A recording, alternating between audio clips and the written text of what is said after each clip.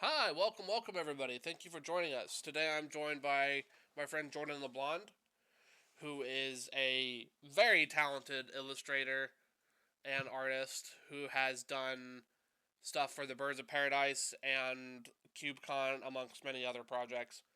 Hello, Jordan. Would you like to introduce yourself? What's your name, pronouns, what you sort of do, what's your space in the magic and art sphere? Yeah. Hi, everyone. My name's Jordan. Thank you for having me on here so much, Drew. Yeah, I'm an illustrator. I have done some work for the Birds of Paradise group. They're a DEI group dedicated to bringing diversity, equity, and inclusion to the Magic the Gathering space. They have a play area at MagicCon Chicago coming up that I encourage everyone to come hang out at.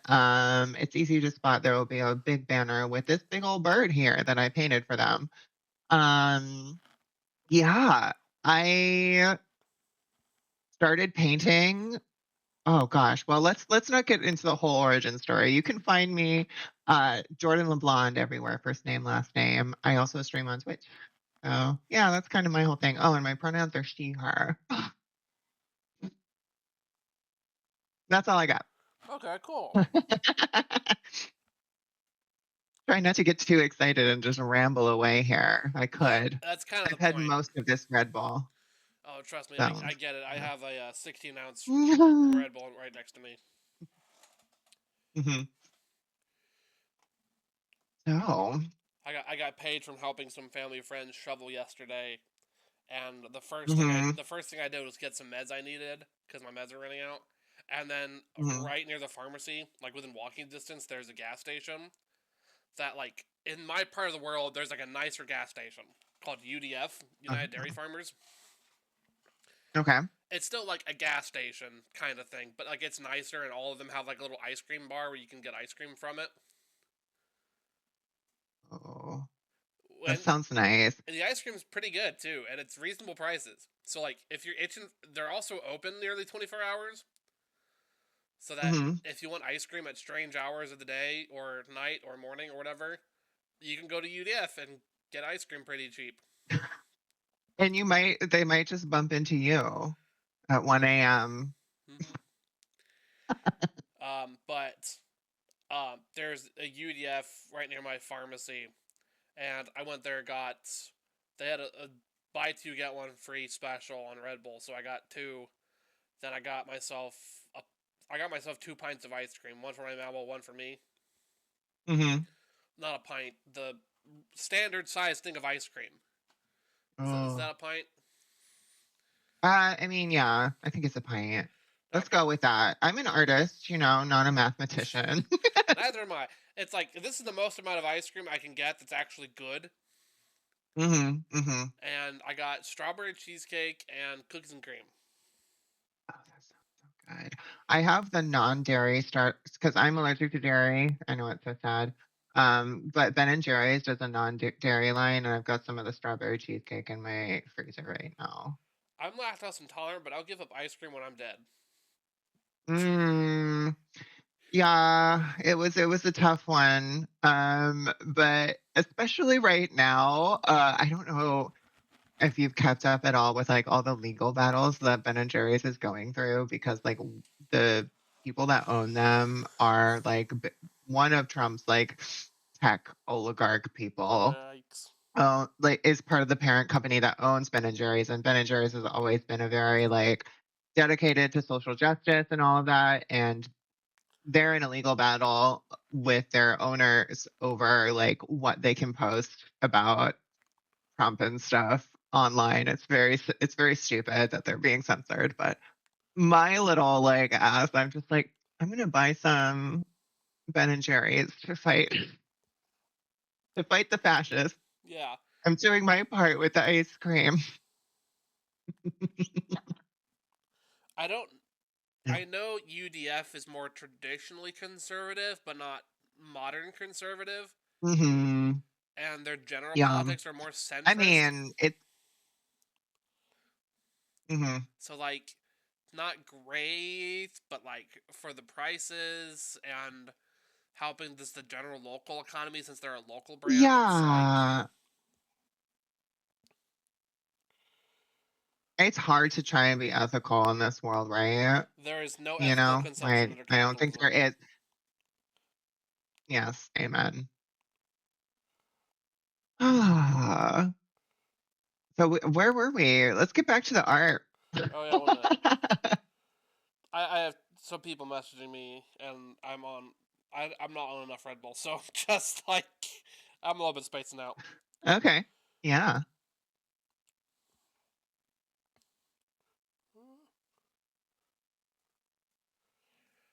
But so So I've let's. got a few of my. Oh, that's really cool. Is that Nile? Yeah. Yes, it is. She hired me to do this piece last year.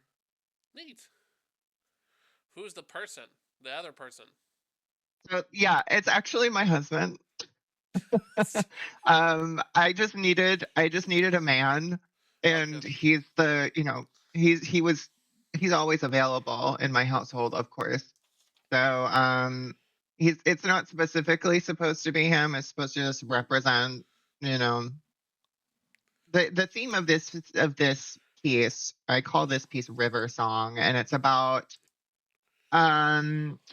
people who follow you, who pay attention to your career, but they don't like you. Yeah. I don't know if any of y'all are aware because we're all in the Magic the Gathering space, right?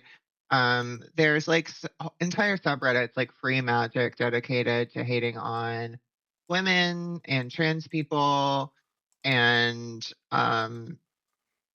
anyone who isn't a white man in this space gets crapped on in these circles. And all of the girlies have drawn their ire at one point or another, and that's kind of what this piece is about. I was listening to a lot of this song. Oh, I forget who sings it. It's called "Hole in Your Head," and it's about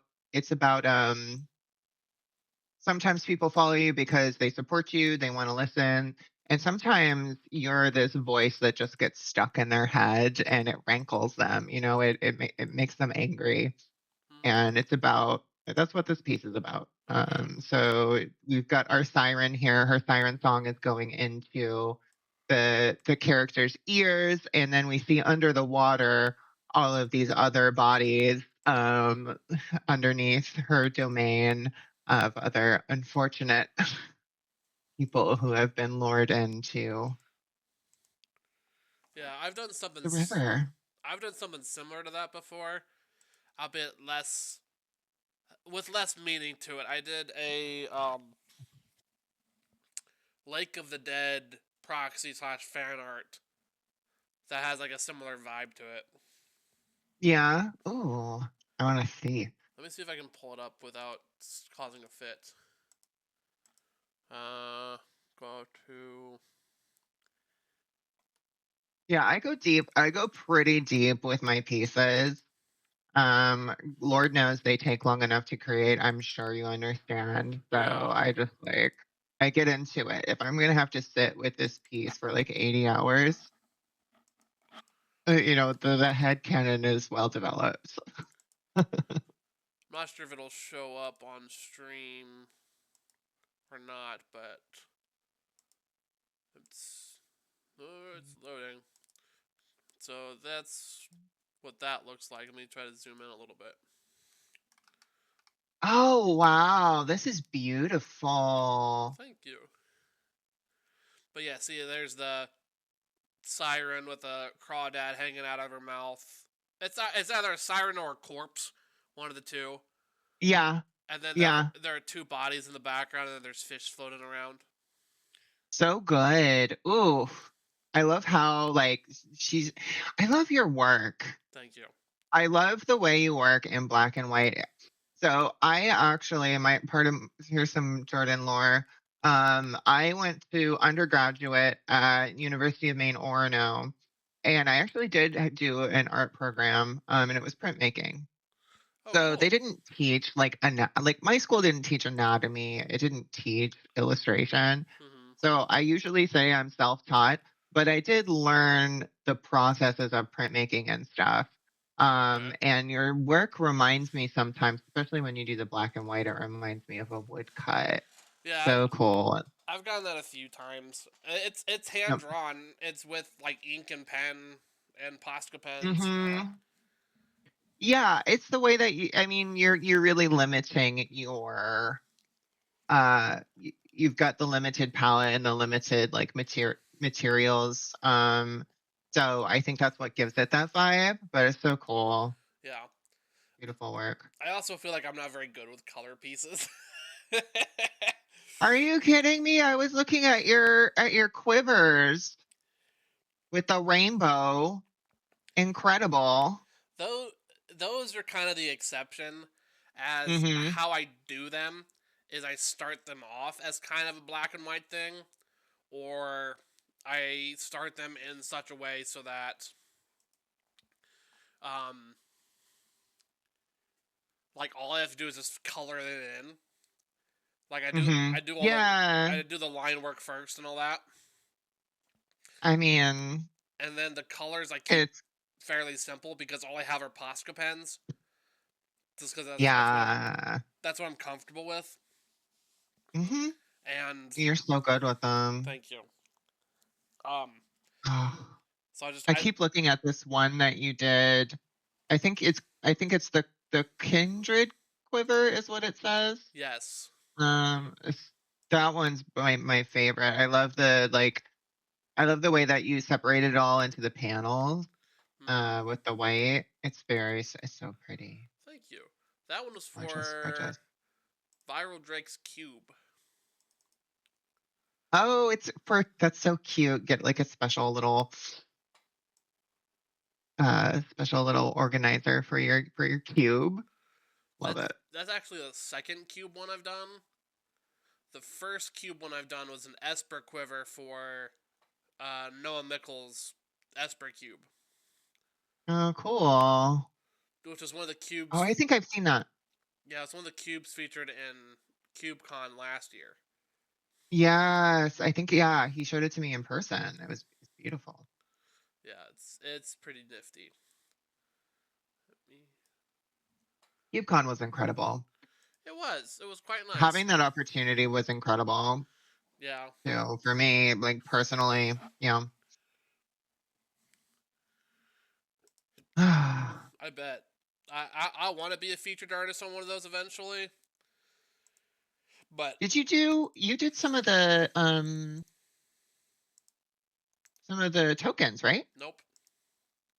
Oh, why I did I was not asked to do any artwork for any CubeCon other than the they logo. were they were scrambling last year to get people to work on the tokens. If they would have asked me, I would have done it. They just didn't ask me. Yeah.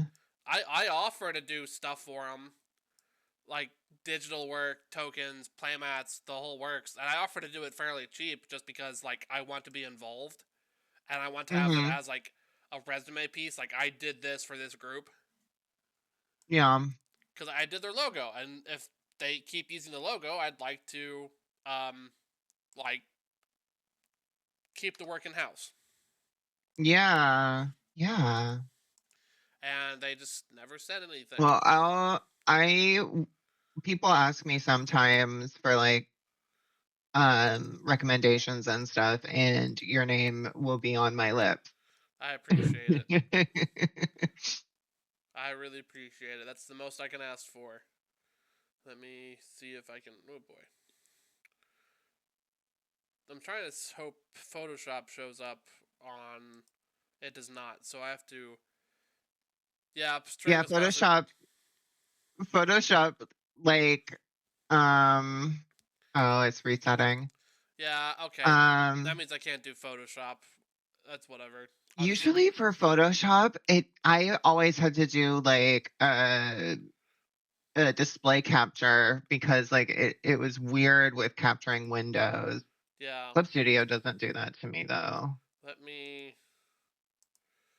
Let me hang up the Oh, Discord. hey, look. So Mithrin and Bobby Christine are both here. Welcome, welcome. Mithrin is my husband, so Oh, he's hi. the man in the painting. Let me.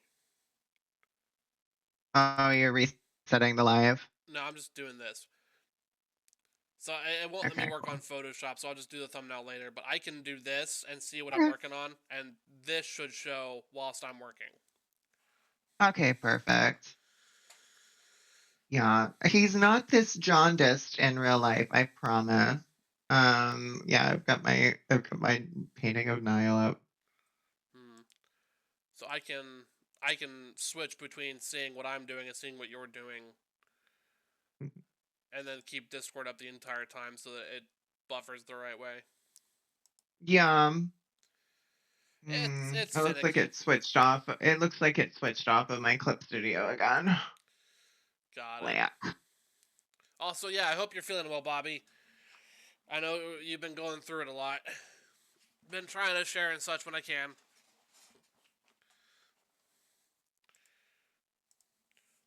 She's coming. She's so MC Chicago is going to be incredible. I scored a portfolio review Oh, nice! this Hell yeah! weekend. Hope it So that goes will be well. cool. I have to just print off a couple pieces for it. And then on Sunday, Bobby and I are doing the two-headed giant, Gavin Verhey. They're doing the unknown event as a two-headed giant this Okay. time. Okay. And I'm doing it with Bobby Christine. Hell So yeah! it'll be super fun. And then Bobby Christine's gonna stay with me for like a week after the con, and we're just gonna chill. That sounds She's my lovely. sister. That Unbelievably excited. that sounds super lovely. So yeah. So, Um tell us about your art. What do you do? You've mentioned some of it already, but yeah, okay. So like what I wanted to talk about today is basically like I've just been in a space of like what where am I going with my art? What do I want to create? What matters to me? What's meaningful? Um and I really love the pieces I've done in this last year. I've had like very limited energy to create this last year. But what that's I have created, I feel that for sure. Sorry. I yeah, and then the creative guilt in the meantime is crushing sometimes. Um, but I feel like I'm starting to get a little bit warmer, a little bit closer to like understanding like what I want to do and what role creating art plays in my life and what sharing it means to me. I love imaginative realism. I love illustration. I love narrative imagery, and visual storytelling. But I've realized that the kind of artwork I want to make isn't necessarily. I want to shift my focus away from something that seems like commercially viable. I guess is what I've been feeling for the longest time. I started creating art. Oh, back in 2016, seriously, is when I started really learning. mhm. Um, and the way that I went about learning to create art was very like watch all the tutorials, listen to all the industry professionals. And when you're learning that way, it's a great way to get better. It's a great way to develop a skill set. But it's not necessarily as useful for finding your own voice. Yeah. And that's been the thing that I've been craving, that I've been missing a little bit, is what is my voice? What do I want to say? Because for me, art is about communicating. Mhm. Um, I was one of those kids that just had her sketchbook with her all the time when I was a kid, and I was always working in it. Art really began as therapy for me when I was in a pretty bad situation, to be honest, as a kid. Um, Yep, and and hmm? I definitely feel that. Yeah, so growing from that, and I'm still making art, but now it's a little bit different. It's not just for me, it's not just to create something in a sketchbook, and work through those feelings. There's also an additional element of when the work is finished, I share it. And what does that mean? And in a larger picture, especially this year and in light of the absolute bombardment that the LGBT community is going through, specifically trans people are going through in this world. It's like I feel like my presence online in the world is also to just be of service in some way, Hmm. to represent myself and my story, but also to represent my sisters too, and to make something that we can have that's authentic to this life experience. It feels important. Yeah. So my all that to say, I want to make art that speaks to my experience and who I am.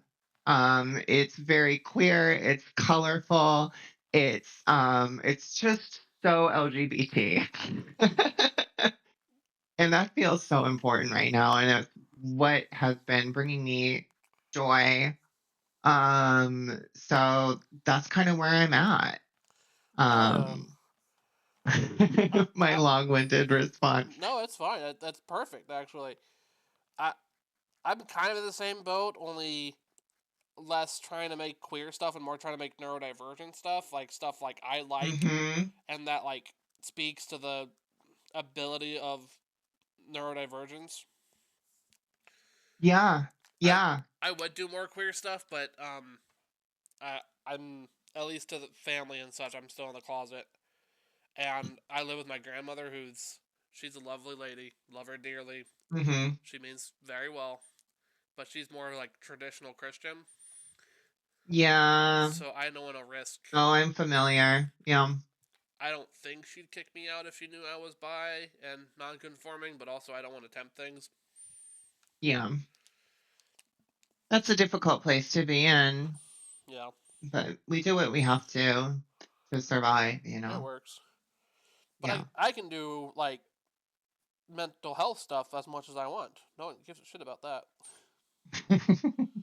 At least family wise, they know about mental health. Yeah.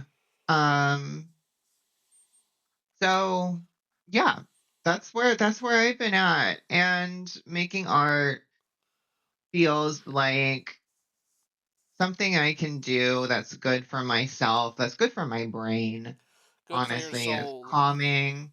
Yeah, it slows me down to have to sit I sit with these pieces for 80 hours a piece. And it's nice to like get into that meditative space of creating. But then to be finished with it and share it, like this fairy piece I've got pulled up that I'm working on right now. It's part of an original kind of IP idea that I've had that just lives rent free in my head. Hmm. Um, it's just it's just about fairies. Oh yeah. I've always called it Sanctum. It's about fairies and fairy tale creatures, and it's very queer coded. It's just about expressing joy, Okay. which is what I need to do. It's what I need right now. So Hell yeah. this is actually it'll be the first piece that I finish in in 2025. Yeah. We're getting there. I don't think I've done, other than altars, I don't think I've done a traditional art piece in 2025 yet. Well, you're doing all these altars, and that counts. It's not like you're not making art, right? Yeah, What are you working on right now? I'm looking at this. Oh it's my god, your playmats are incredible too. thank you. This is a pyrostatic pillar artwork. Mhm. So I'm having this like group of people standing in front of this little um, geyser, and the geyser will be shooting fire and electricity. Oh, cool. It's in the I'm not beginning I stages. my knowledge of magic artwork is not or cards is not encyclopedic or like expansive in any kind of way. Um, So let me, but the image looks very strong and it's already like very readable. yeah, pyrostatic pillar is from Scourge. This card's actually damaged, and the person I'm doing it like an alter trade kind of. Hmm. Let me figure out what the person's name is. Uh, All Trades Media does like hand drawn tokens. Hmm. Really cool stuff. And like he like replicates um like old school tokens, like old school like test cards. Hmm. He did a hand drawn Johnny Five token for me from Short Circuit. Okay, So not familiar. it's Short Circuit. To make a long story short, it's a really charming, albeit kind of dated, 1980s robot movie. Okay. Um, the plus side is it has really special effects. It has a character who does not rely on a love interest and like kind of does her own thing and is fairly independent. It has a very strong message of like anti-authority, anti-conformity, but Hmm. also it has brown face in it, which is like, Oh, dated. Hmm. yeah. It's still a good movie. It's just one of those things where like you got to get over the brown face, and it's like it's a little bit over Yeah, at I times. mean, yeah, there's something, I mean, gosh, before all the stuff with J.K. Rowling, I was such a big Potterhead, and I still love the stories. It was a big part of my kind of like coming to terms with my identity. Honestly, it was very important for me when I was younger. Mhm. But how problematic is that now? There's things that just don't. Did we find out things later? They don't age well. We still have the nostalgia for them. Yeah, So I think it's something. It's an experience that a lot of people have loving something that maybe objectively hasn't aged well. yeah. Doesn't. But Short Circuit, the robot in it is really charming, and I really enjoy the robot in it. His name's Johnny Five, and Hmm. Alltrays Media did like a hand drawn Johnny Five token. I asked if it was for sale or if it was for trade. He said no, but I can make another one and make it a little bit better. And Oh, even better. I'm willing to do an alter trade for that. So I gave him a list of cards I had, and I said I have Pyrostatic Pillar I can do something really cool with, albeit the card's damaged, so it's hard to see on camera, but there's like a bend right there. Mm-hmm. And I said Mm. it's already damaged, so like I'm just damaging it further because I'm altering it. He said he said that's perfect. I have a couple altars that are sitting in the back burner for me right now. My commissioners have been very patient. I usually don't do card altars. But Billy, I don't know if you know Billy Obscura on Maybe. Blue Sky. She's lovely. She got a copy of the Paradise Bird. It's an unknown event card that's based on the Birds of Paradise group. Oh, And cool. she posted on Blue Sky, like, who wants to do an altar of this for me? And I jumped on it because I was just like, yeah, it's based off my illustration. I want to do it. Um, but I got into it. Like, it's all prepped, and I even started on the base layer. And I was just like, oh God, I'm painting so it's just so small. And I'm not used to working at this scale. So I kind of overthinking it. I need to get back to it. But it's not easy. It's very like working at that size is difficult. Yeah. Working around the frames, you know, it's like I don't want to ruin this card. And I have another one that actually Beth reached out to me for. This is months ago. She was doing a charity. I think it was actually a Sheldon Minery charity, so that's how long it's been. I still have to get this thing together. It's a Ristic study, Oh, but nice. it's the Therese Nielsen art. So she wanted me to do an altar over it. I've got that all blocked out. I haven't started even on the base layer of that one, but I was going to do a Tasha the Witch Queen Yeah. I have a themed Ristic. Ristic study. I have a Ristic study here. I've been commissioned to do by Chaos Tournaments, which is a Mhm. CDH group online, Mhm. and they've had some ups and downs, but Chaos has been very kind to me, and Mhm. they usually try to right their wrongs Mhm. and like figure out what's going on, and they're not perfect, but they mean well and they do the right thing, Yeah. which compared to a lot of other CDH groups is saying a lot. That's a facet of Magic the Gathering that I know very little about is the CEDH world because I'm so like I'm just trying to tell a story with my decks. So I'm not on that level. I respect it. Yeah, I've been on and off in the CDH scene ever since I started working on artwork in the Magic Sphere, just because I liked the Spike Feeders, which started off as Mhm. CDH, and Mm. um, they really cultivated a big CDH group. And there's like the Mr. Gamoras, which were an extreme team for a while, but they've since stopped. There's Scotty Knows MTG, who was a really strong personality and a good friend of mine for a while. There was a bunch of other CDH projects that came and go. Mm. But I try to keep my finger on the pulse of it because like I do enjoy playing CDH sometimes, Mhm. and CDH players are very pro proxy. Yeah, I mean you have to be, right? So so for a while I was making proxies and like I couldn't sell them. I don't sell proxies. I will not sell proxies. But Mhm. like I have a few made that I'm pretty proud of, and mostly all of them are CDH staples. That's So, smart. Yeah, so make your own deck. Why not? mm-hmm. Oh, that does remind me. I can show off something pretty cool now that it's on my screen. Let me get it out. I usually don't show proxies on my art streams just because I think Watsy might um, watch them. I don't know if they will or won't, I don't think that. I mean, it's kind of hard to say, right? but Um. I don't mind showing off this one because it's reserve list.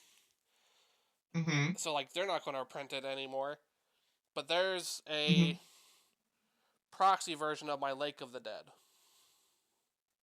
Lake of the Dead. The artwork I was already showing off a minute ago. Oh yes. So you can see the merfolk slash corpse at the bottom with the crawdad. It's a little bit out of focus, but Trying to get here. it's on Discord. Yeah. Why is Discord not cooperating with me here?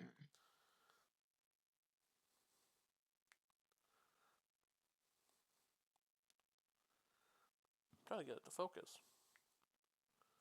There we go. Yeah, that's so beautiful. So did you do it? How did you do the foil effect? You just like Uh, oh. I'm not going to get into the details of how I printed it because Mhm. legal reasons. But it is a Okay. I will say it's a gloss foil, so its foiling is a little bit different. It's so beautiful the way that came out. Mm-hmm. Absolutely gorgeous. But I have that and a Yawgmoth's Will, which is also reserve list, that I also think turned out pretty good. There's a Oh Yawgmoth's Will. yeah. Very cool. And then right the other side, it's written in Phyrexian, the Yawgmoth. Mhm. Yum. And then the rules text is written in this little bottom part. So cool. Gosh.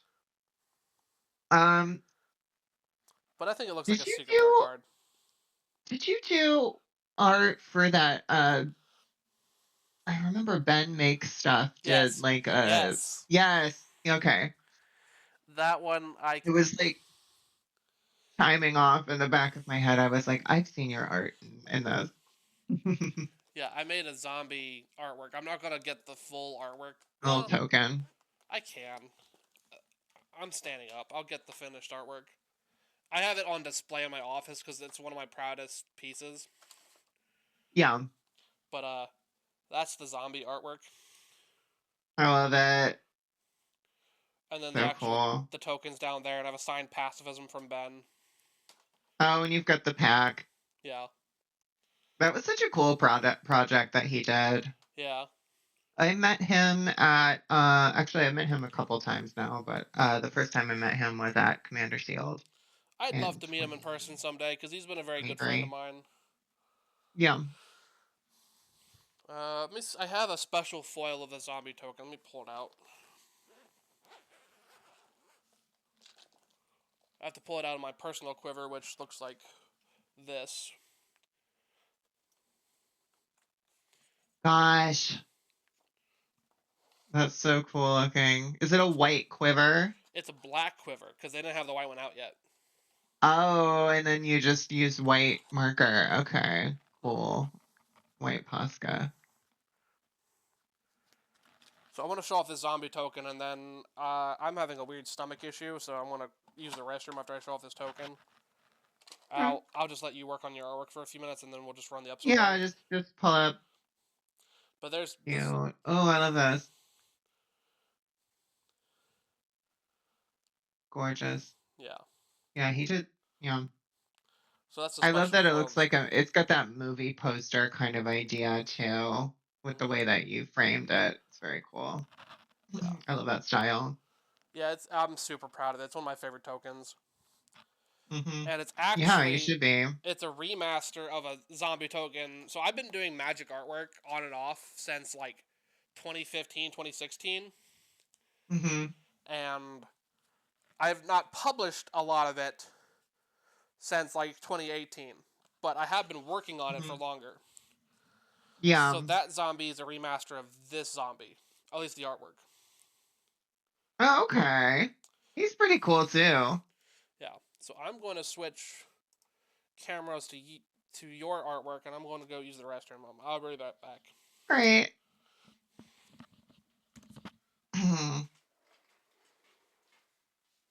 All right. How's everyone doing while we're alone here, holding down the fort? I haven't been working on. It looks like this stream is on a little bit of a delay. Um, but I haven't been working on the pieces that I pulled up. I just pulled up some of my more like iconic, more like recognizable pieces. This is one that I'm working on right now that the internet hasn't really seen. This is an original character. Her name is Rosalind. She's part of my Sanctum project. It's basically the idea is somewhere in New England, there's a bed and breakfast for fairy tale creatures. And in this day and age, um, magic is a little bit more rare in the world. So these creatures need to come to rest and recharge their batteries. This bed and breakfast is built on top of a ley line. So they come and all the magic that they need is literally in the earth below their feet. Um, and the bed and breakfast is kind of a plot device to share all these different characters, these different colorful characters. Um, I've got a good amount of like world developing work here. This is another illustration I started for it of this is a character named Daffodil. She's a drag queen character, loosely based on Jinx Monsoon. Um, She is literally the character Narcissus from Greek mythology, and I just thought that a beauty obsessed like character like Narcissus could have a drag persona. So that is Daffodil. Daffodil's in charge of creating all of the glamours for all the fairy tale creatures. Um, my inspirations for this are very well, it all started when I was a kid. I used to go to the bookstore a lot. My mom worked in the mall at a little, like, I think it was a Yankee Candle, and she'd bring me to work with her, and I'd just hang out in the mall. I'd go to the bookstore, and one of the books I would always visit, but I never bought it, was Tony DiGerlizzi's Spiderwick's Field Guide to Fantastical Beasts. And it was set up like a field guide with fairy tale creatures. And I thought this is like the coolest thing. It was like, here's this kind of mermaid that lives in this part of the ocean. Um, and I wanted to create something kind of like that. And that's what Sanctum is. But I came up with this narrative element of the bed and breakfast to kind of like show the story. Um, So, yeah, I've got Daffodil here. Oh, I've got so many story development pictures I could show from this. If I go even back even further, I can go into oh, my Photoshop days here. Photoshop projects. Let me see. Hmm. I'm opening literally all of my Sanctum pieces.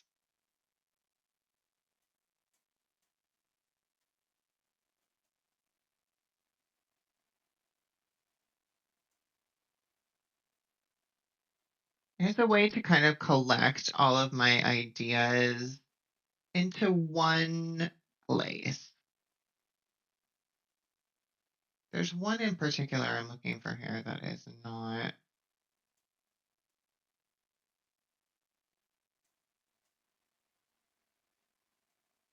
showing up.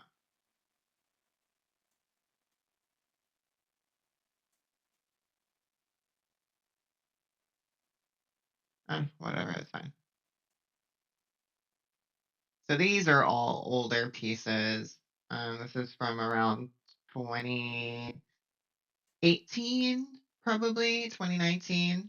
A couple of the fairies. This is the first time I painted Rosalind. So this is the same character. It's kind of fun to see her development. And I did this little fawn.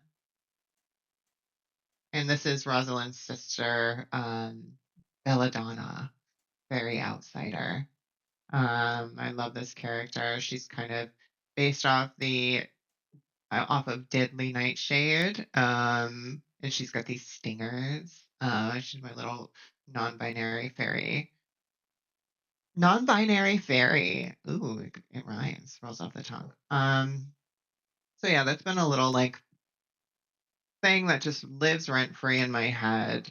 Um, and I've been so blessed and like fortunate to create pieces like the Birds of Paradise piece and the CubeCon piece that feature themes of diversity.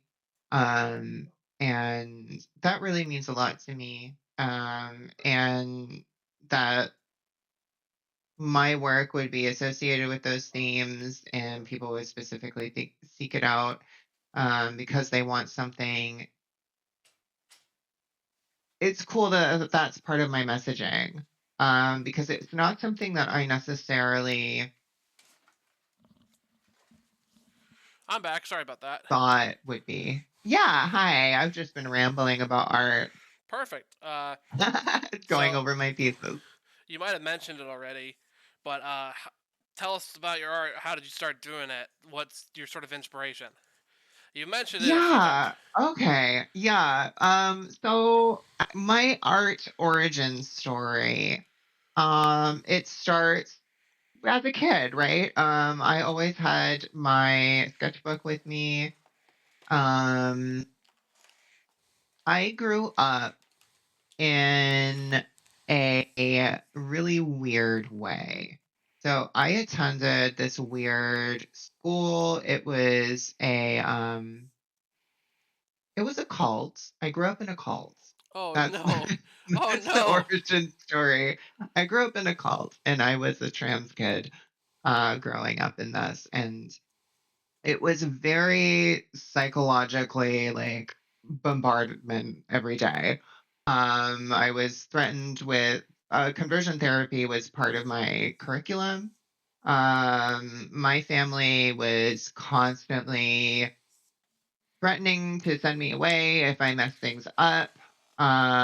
Jesus Like I'd Christ. find a, I'd find like a brochure for like Exodus International. I don't know if you're familiar, I but am they're the not. most infamous conversion therapy like camp that parents would send their kids to. They've since closed down, and when they closed down back in like I think it was 2016, they apologized for all the suicides that they caused. Go Jesus figure, a little too late. Christ. But anyways, yeah, that's how I grew up. I grew up and my parents were deacons in this church. We When I wasn't at the church, we had the church had a radio station. We had a fundamentalist Christian replacement for everything, like magazines, music, art, books. Like I was reading things like I wasn't allowed to read normal books. I was reading like Left Behind, Yes, which is a yeah, I right? know what Yeah, Left you Behind is. remember Kurt Cameron? Yeah, so it was a very weird way to grow up, and I found ways to be subversive. Because I have identified as a girl, as a woman since I was 4. I was self-identifying that way, and my family and I were having this fight my entire childhood growing up. Yikes. So creating artwork was my therapy. I was a very, very quiet kid. I kept to myself. And I thought I was just a quiet person for the longest time until after I transitioned. And then I find out that I'm a loud, annoying girl. Um, um, so yeah, I had my sketchbook with me and I would draw these characters. I loved like comic book characters and fantasy.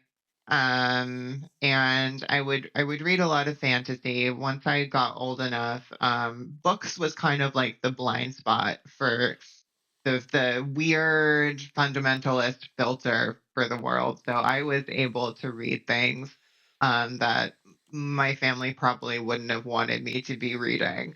Especially if it was like turn of the century literature. Like I read the complete works of Oscar Wilde in high school, and if they had known what that was, they wouldn't have liked it. Yeah. Um, so I and then here's the thread there is I keep my head down and just graduate from this weird school. Just keep telling myself like I can escape from this someday. And I was looking at colleges and what I was going to go do. I had two passions, art and music.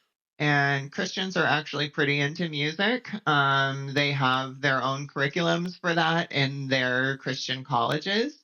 So I decided not to do music because I would have had to go to a Christian college. I decided to do art because these fundy circles they don't care about art, Hmm. visual arts. So Yeah. I was able to convince my parents to let me go to a secular school. So that's why I went into art. Is because there was no Christian alternative to it. So I got to go to a University of Maine in Orono. I had an older sister who had actually attended. Um, and started the work of deprogramming myself. That's good. And all this time, all these years, art has always been therapy to me. It has always been when my brain feels too loud, it's a meditative space where I can go and just make something. Yeah. Um, so so fast forward, right? I do my undergraduate degree. I didn't finish my degree. A Yeah. transition is expensive, and I was working two full-time jobs on top of everything. I came out and all that, and completely lost that, that fundamentalist Christian circles, including my family, my parents, my whole community, gone. Rebuild my life from scratch. I have no contact with any of them. Um, and then about, oh, when was it? In 2016, I moved here to Illinois. So I grew up in Maine, moved to Illinois in 2016, with my husband, Mithrin. He's been in the chat. Yeah. Um, and he got a fabulous, beautiful promotion at work. And he was like, you love art. You could just work on that and like see what you can do. So I quit my job and I started learning art. Hell yeah. Um, and that's what I've been doing these last few years. Kind of like healing. I've done. It's also Illinois has coverage for transition related like medical care with Medicaid. So I've also been getting all of those things done while I'm not in the workforce, right? Yeah. So I've been able to do my whole medical transition and work on art and work on a dream, and he's really facilitated that for me. It's been amazing. I never thought I'd be able to. That's fantastic And news. yeah, and here I am, all these years later. So that's my origin story. Yeah, it's a little weird, it's a little messy, but I am so thankful to be where I am. Uh, and then the intersection of it with magic is back in, I think it was 2018 or 2019. My husband and I were going to our first Gamehole Con, which is the one that runs concurrently with CubeCon now. Hmm. And I met Elena Danner. Okay. She hadn't been doing magic cards for very long at that point, and it was a very small convention at that point. I was just hanging out at her table, talking to her, and I mentioned that I do art, and she was like, "Oh, I want to see," and I wasn't even wanting to show anything because I didn't feel like I was very good at that point. I showed her a couple of my little paintings, and she was like, you could do this. You just need to like put some work into it, right?" And I was like, "Oh my god, I could." So that was kind of the moment that became a dream for me. Um, I've always loved magic. Well, not always. I got into it when I was in my early 20s, because I saw a painting of Ashiok Nightmare Weaver in a game store and fell in love with the character. But that became like a thing that I could say, you know what? I love this. I love this art. I love this IP. I love how they imagine a fantasy world. And I'm going to kind of like work towards that kind of um, imagery. Yeah. So that kind of became the style guide for my learning strategy, I guess. Um, And I've actually kept in touch with Elena all these years. We became friends at that convention. We were like pen pals for years. And I get to see her a couple times a year at conventions. She lives out in Seattle. She's always been so supportive of me. And she's a huge animal lover as well. So we're always just bonding over our pets. She's lovely. Um, and since then, I have just kind of discovered that if you put yourself out there, like you meet people along the way. Yeah. At least that's been my experience. And I just in this last couple of years have met a lot of people, a lot of artists working in the Magic the Gathering space, like you, um, like Inkland Customs, England's a good like friend of mine. I tend to have on. Sorry to interrupt. yeah, so cool. And Modfly is another amazing community like magic artist, super supportive. And I've also met like a few um professional illustrators, like my good friend Lucas Durham. He doesn't do magic art, but he's done some stuff for Fantasy Flight.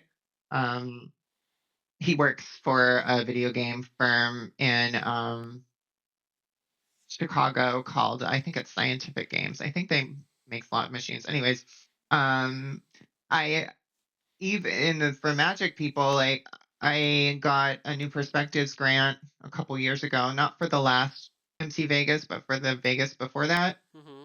And there I met Ovidio Cartagena, and now I've got his email address. I send him my work a couple times a year just to get a little feedback. He's a lovely person. He was the lead art designer for the Lost Caverns of Ixalan set, Duskmorn, and he did the Lord of the Rings set Oh, as well. cool. Yeah, he's amazing. Um, Evan Fong has become a friend of mine as well. She's lovely. She did Black Market Connections. So it's just cool. It's cool to meet people. Everyone has been super supportive and like it's nice. I feel like the illustration industry, people want to make space. Yeah. They it's it's funny because the industry is competitive, but the people working in the industry don't act like it is.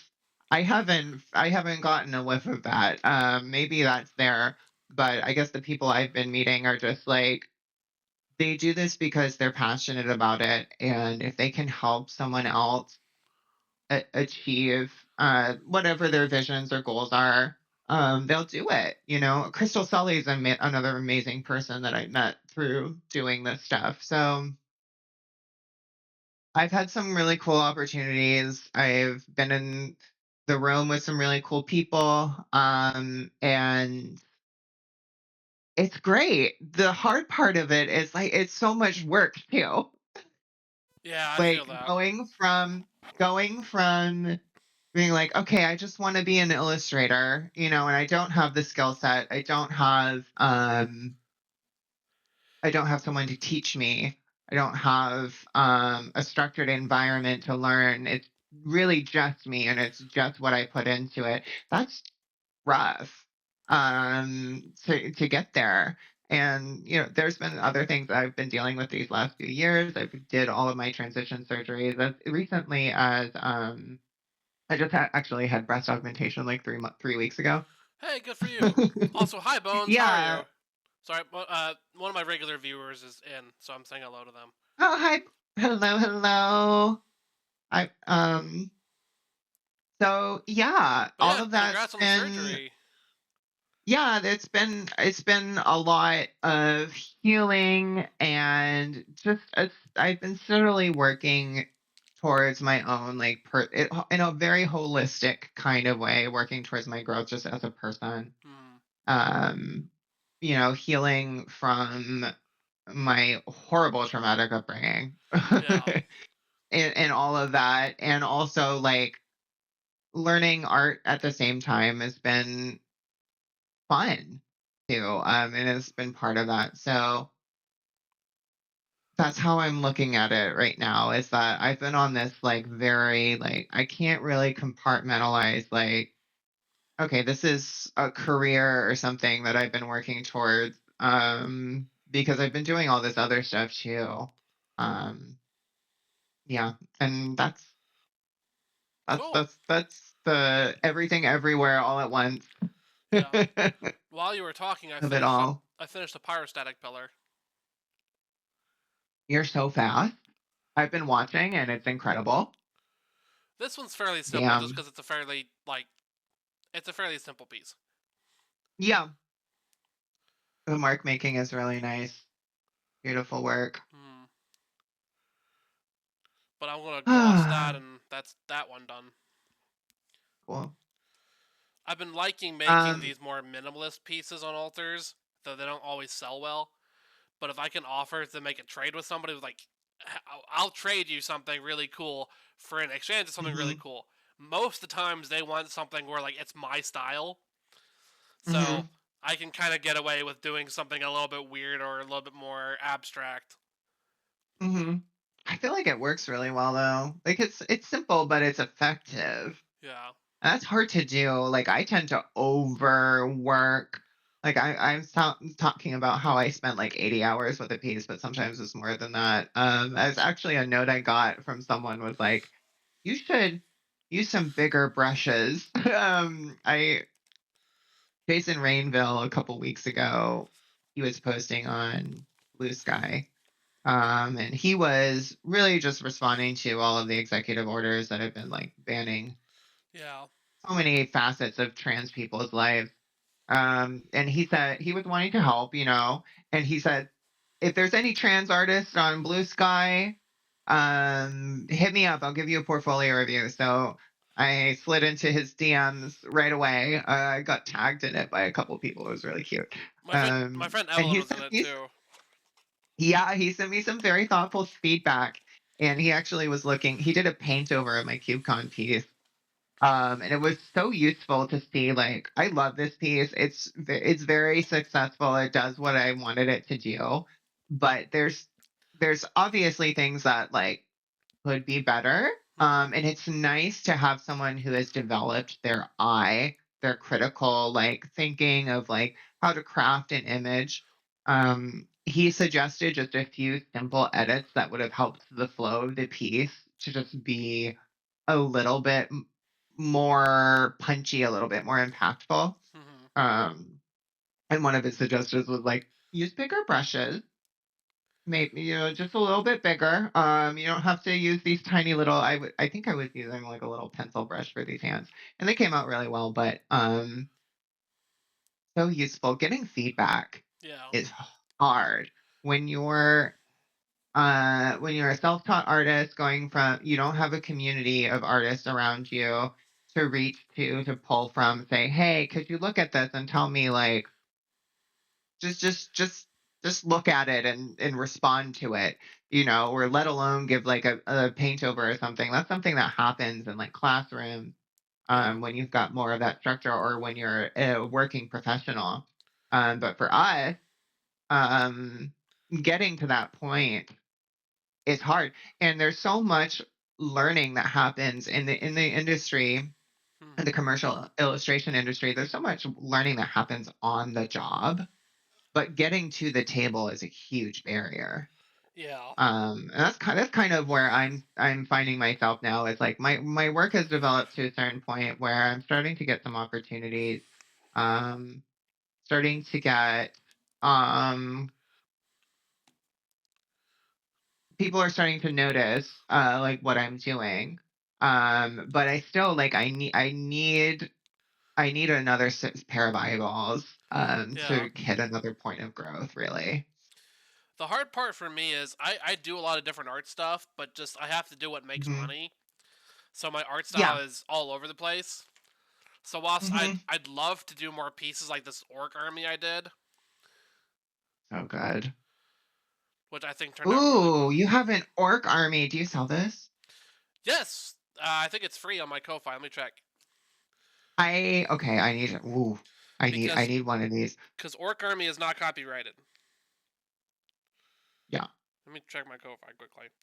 But Do you have a suggested tip? Since you don't sell it, is there a suggested tip? that is up to you entirely. Let me see if I actually Okay. let me Yeah. see if I put it up or not. So cool. I love Lord. So Lord of the Rings is a big part of the reason I make art in general. Um, it was it's funny, like most fantasy stuff, I was kind of banned from, even though I've been obsessed with it my whole life. Fundamentalist Christians don't like fantasy stuff. They think it's like evil, Well, this the satanic panic of they, D&D. they like Veggie Tales. Um, Veggie Tales is fantasy. I know, right? Yeah, Veggie Tales. But Tolkien, like, because Tolkien was friends with C.S. Lewis and all of that, he kind of like gets a pass from them. Yeah. So I was allowed to do Lord of the Rings stuff growing up. So I'm obsessed. When Magic did their Lord of the Rings set, I'm full send obsessed with it. I've never spent more money on a Magic the Gathering set than that set. And yeah, I've got my Galadriel deck, but I also have my Sauron deck. Sauron the Dark Lord, he's very much about amassing orc armies. So And a custom orc army? I do not have it on Ko-Fi, but I can send you one. I would love that. I'll get in your DMs. Yeah. I'll send you some compensation for that. There, Ooh, there's the special oh, it's foil. crispy. It's so crispy. Yeah, I need to take a very quick bio break. that's fine. I will be right back. Totally. But yeah, thank you everyone for joining us today. It's a little bit more unorthodox than usual since I had to take a quick bio break as well because of a stomach quirk. And then Jordan's taking one now, so this episode will be a little bit longer. Probably make it push it to the maybe hour 45, 2 hour mark. But I appreciate everyone being here and chatting. It really helps a lot and helps not just me do what I'm doing, but also help get some more eyes on Jordan. Not that she needs it, but it helps a lot. She's way more successful than I am, so I'm just thankful that she appeared to join us tonight anyway. I'll tell her about it when she gets back, but this is a work in progress proof. Not a work in. It is a work in progress. It's a proof of concept of a Verdant Catacombs artwork I'm going to do, inspired by an Arid Mesa I did a while back. Let me see if I can get a better view of the pyrostatic pillar for everyone. There's a pyrostatic pillar, which I think turned out pretty good. Fairly simple composition, but I think it's effective. Let me get this temple bell moving right along.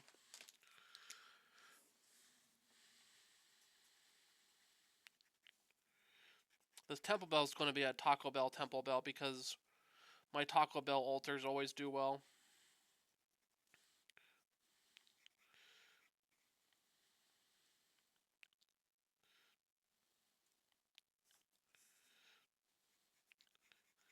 I usually do Village Bell Ringer though, because it's Village Taco Bell Ringer.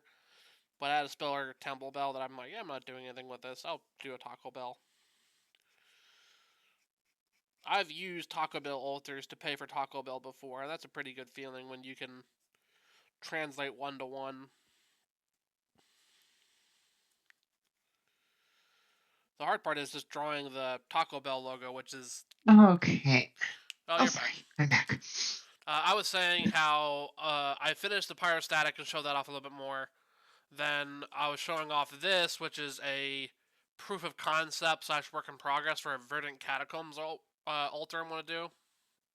Oh, it looks cool. Creepy tree.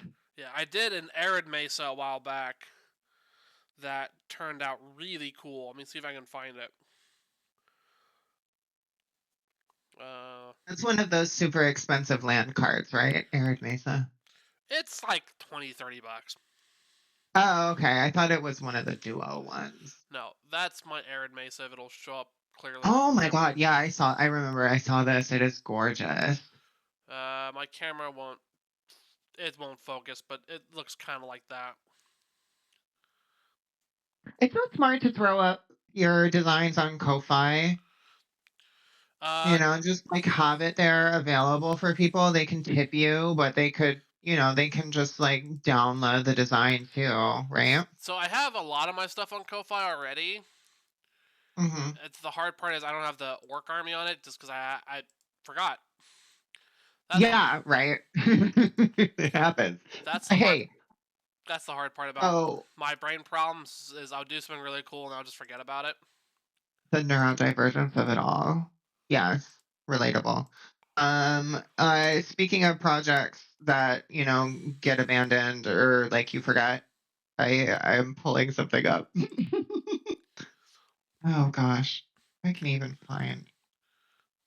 I do have my 2 canvas projects, which are my playmats, which are projects I'm really proud of, where people in the Magic community pay me. Originally, I've changed it up a little bit, where they pay me $10 and I add their favorite Magic card to this huge canvas I did.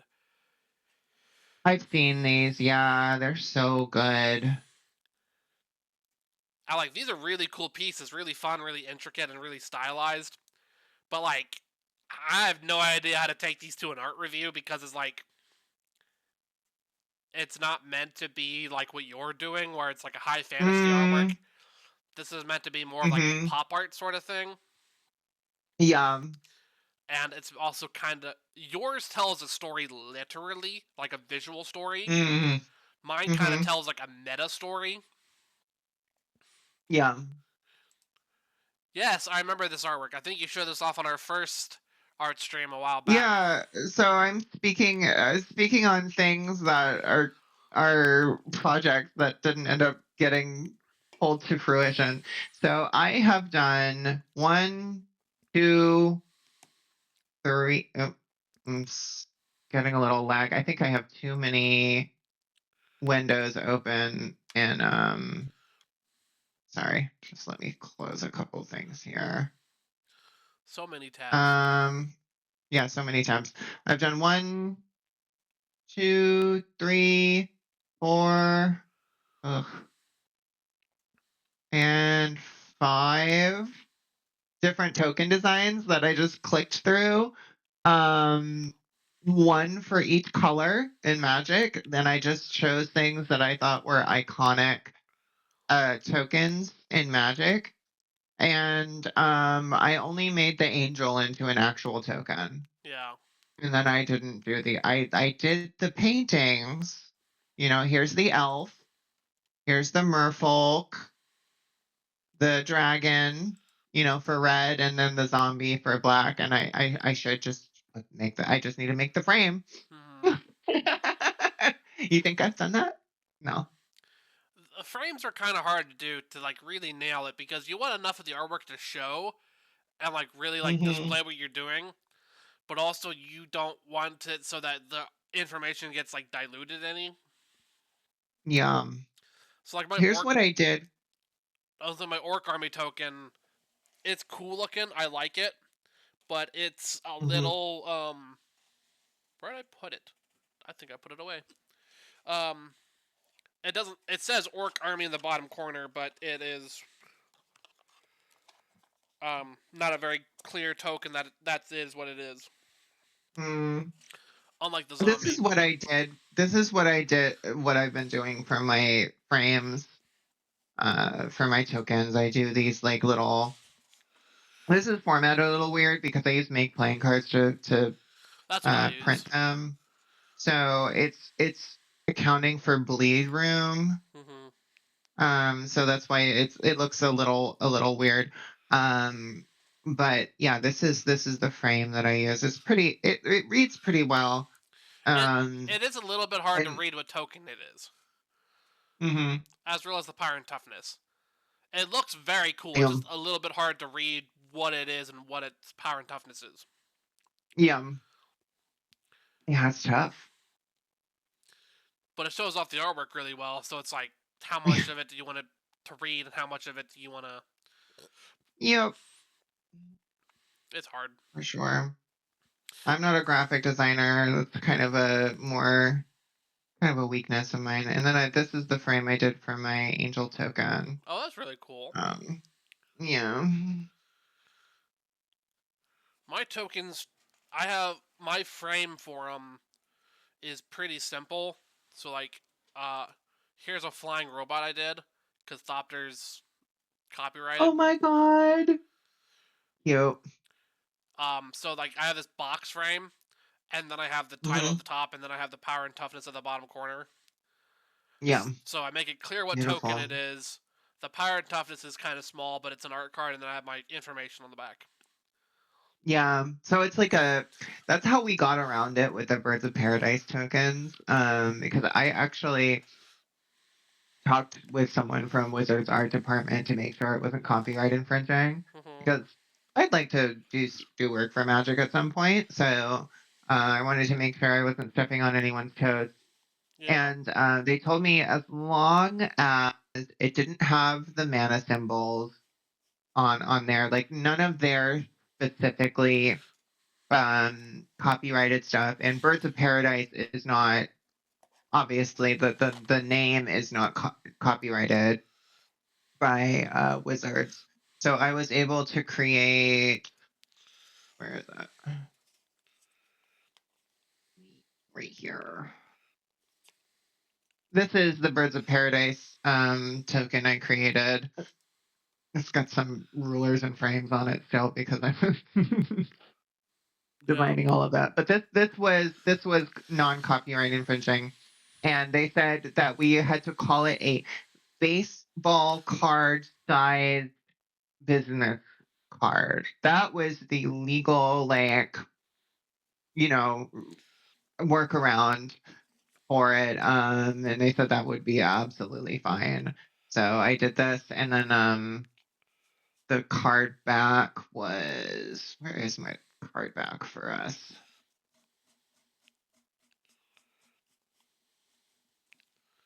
Here we go. Yeah, we actually just did a card crop.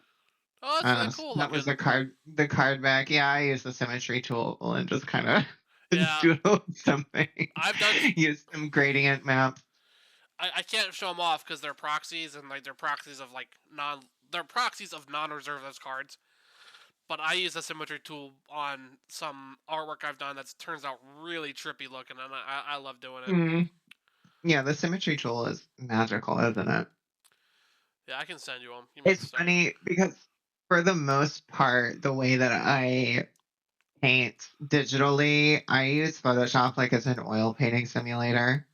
Um, so I don't use a lot of those like tools and things that would just actually make my life easier. But I just want it to feel traditional and more tactile when I'm creating. Uh huh. But when I do take the time to learn one of the nifty little tools, I'm like, oh, this is great. Oh, for sure. Here, I'll send you a few of these quickly, and you can look at them. We can talk about them. I just can't show them off. Yeah. Let me, Are you sending them in a DM? I'm sending them a DM in Discord. I'm just trying to find Okay. them. I have a file system, but it's a little bit screwy at times. And I can't send all of them just because there's more than 10. Yeah. At least I'm pretty sure there's more than 10.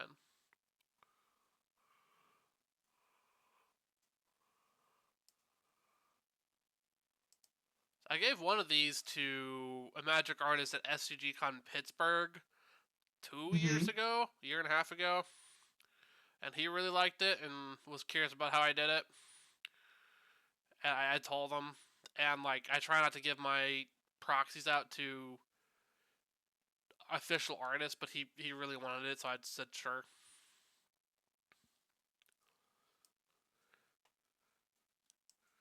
I'm not. Yeah, I mean there's some proxy people who get around it. That's that one. He always calls them playtest cards to get around it. And he's employed some pretty top-notch artists. Do you know who I'm talking about? The proxy guy? I'm blank. It might be, yeah, I think it's the proxy guy. Yeah, he works a lot with Anthony Avon for his Jewel lands. Yes. And I'm obsessed with Anthony Avon's work. It's so pretty. There you go. There's some of my I'd symmetry love tool to see artwork. him in Magic. Oh my god, these are so cool. They're like mandalas. Ooh, you're good at that. Thank you. Oh, the Nether Void. I love that. That's the Very, one. very That's the one cool. I gave away to the artist. It's trippy. I love it. My favorite's probably the Triumph of the Hordes. my Hmm? favorite's probably the Nether Void or the Force of Will. Wait, where's the first? It's Oh it's yeah, the the blue one. stained glass kind of. Oh yeah, beautiful. Thank you. Force of Will is one that I have thought of doing proxy for. So I have a few proxy product projects. So I did the Birds of Paradise one, of course, but I kind of started doing some of Therese Nielsen's Good. cards. Um, and I'll show this one. It's still a work in progress. I started doing a Chroma Angel of Wrath, which might not have been like the best choice because there's Olivia Prima version that's beautiful. But it's a character that's always spoken to me. So I really loved Therese Nielsen's work. I was actually so brokenhearted over the whole thing with her. And I still follow her. I would like to, I would like to think that she's learned something. I think it's just, and it's a good thing that she was ejected from the community and she doesn't work with magic anymore. But I do hope she grows as a person because her work is always, it's always had that like spiritual quality to it, and that just spoke volumes to me. And I wanted to kind of sit with those feelings, and I started doing this Acroma Angel of Wrath, and I think there's some karmic justice here that a trans woman is like redoing her art, reimagining them, and so here we have a chroma kind of bound by these um, spectral hands. Um, and I was thinking, why is a chroma angry? Why is she the angel of wrath? And it's supposed to be a piece about feeling silence. Um, Yeah. yeah, hopefully that is. It was really fun to work on. I need to put some more time in it.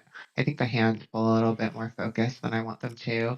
And this color palette, I started everything in tones of brown because I wanted to really get the perspective of the city right, Hmm. before I worried about color. So I was just starting to add more color in. It's very muted compared to most of my pieces, so it's a fair bit off from where it needs to be. Yeah. I'm putting together a small package of proxies and tokens to send you. So forgive me if I'm a little bit quiet. Oh my god, yes, yes. Mm, I'm so excited. I should make you a little something. That is entirely up I to you, because when I do these mm, are a gift. These are not an obligation because they're token okay. proxies. When I do pieces, I love gouache and like watercolor for like traditional stuff. Hmm. Actually, I've got I'll show you my sketchbook behind me. I don't have a lot of like proxy sized pieces because I always give them away so fast. Yeah. But this is my sketchbook that I've been working in. These are all just gouache pieces. Been painting fairies in here, kind of just doing some style exploration. I love how bright gouache can get. Yeah. I also just recently did. I've been into Marvel Rivals, so I did this painting of Storm here. Oh wow, that's really freaking cool. Um, yeah, this one came out really, really nice. I've had so many people like ask if this is for sale. I was just like, I did it in a sketchbook, and I really need to figure out how to turn this into something because she did. It's a whole moment. She came out really nice. Yeah, that came out really freaking cool. Um, but I always, when I do like proxies or proxy size stuff or card size stuff, I get these.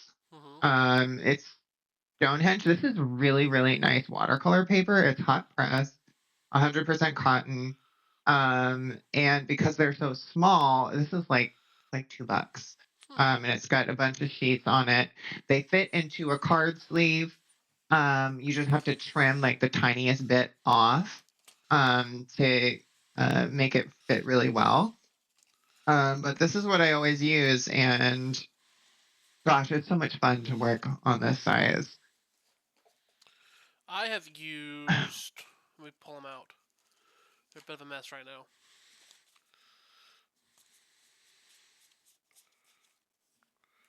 I have used either these, which are the MDFC cards, Mm-hmm.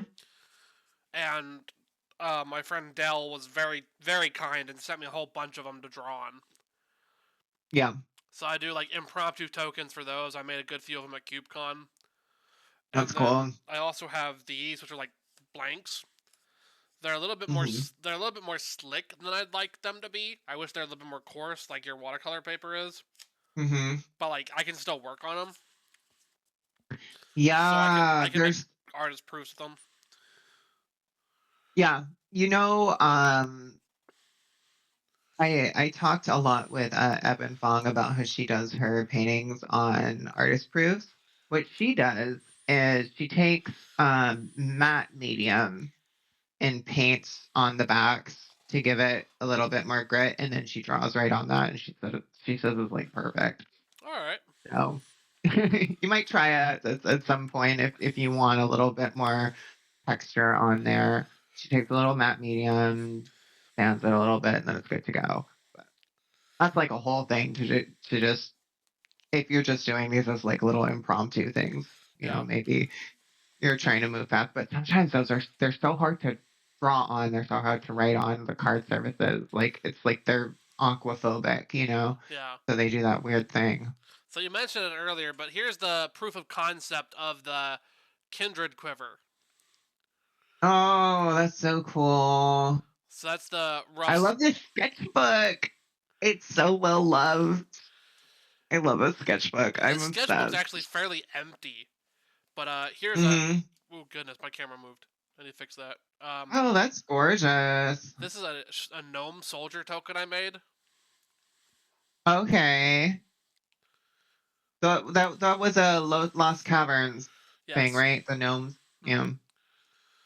Let me see if I can focus it again. But yeah, there's There you a go. gnome soldier I made. A lot of it's blank. I did this drawing for the Grim Tutors.